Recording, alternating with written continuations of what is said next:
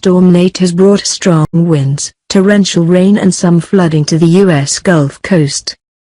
It made landfall as a Category 1 hurricane near the mouth of the Mississippi River in Louisiana, late on Saturday, with maximum sustained winds of 85 miles per hour, 137 kilometers per hour.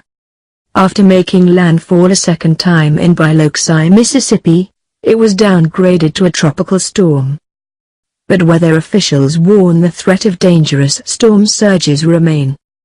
Nate killed at least 25 people in Nicaragua, Costa Rica, and Honduras. The tropical storm then strengthened to a Category 1 hurricane on the Saffir-Simpson scale as it headed swiftly towards the U.S.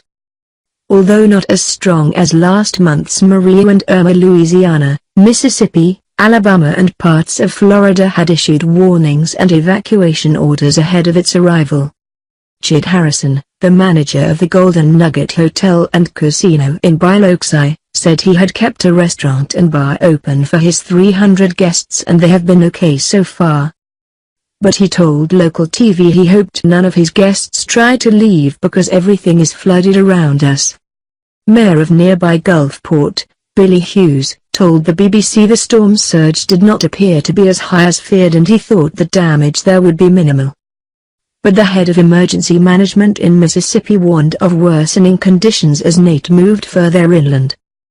In southern Alabama, the local power company said some 5,000 people were without power.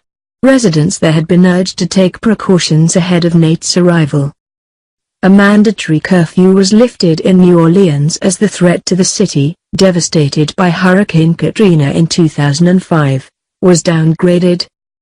However, New Orleans residents were urged to stay in shelters by the mayor, who said there is still a serious threat for areas outside of levee protection. Nate was downgraded from a hurricane to a tropical storm by the National Hurricane Center at 9 o'clock GMT. But its advisory warned of a life-threatening storm surge flooding and said alerts remained in effect from Point Eala to the Okaloosa, Walton County line in Florida. 5 ports along the Gulf Coast were also closed to shipping as a precaution ahead of Nate's arrival. Most oil and gas platforms in the U.S. Gulf of Mexico also evacuated their staff. Evacuation orders were put in place for some low-lying areas. U.S. President Donald Trump on Saturday issued an emergency declaration for Louisiana and Mississippi, allowing the state to seek federal help with preparation and possible relief efforts. Nate's deadly impact in Central America.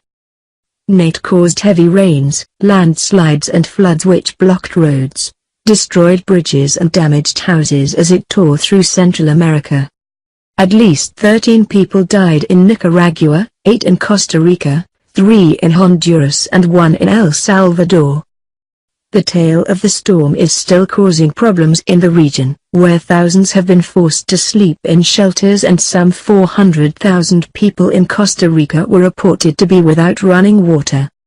UN Secretary-General Antonio Guterres, visiting Antigua and Barbuda, which were badly damaged by Hurricane Irma in September, said the international community needed to do more to help Caribbean countries hit by a series of powerful hurricanes.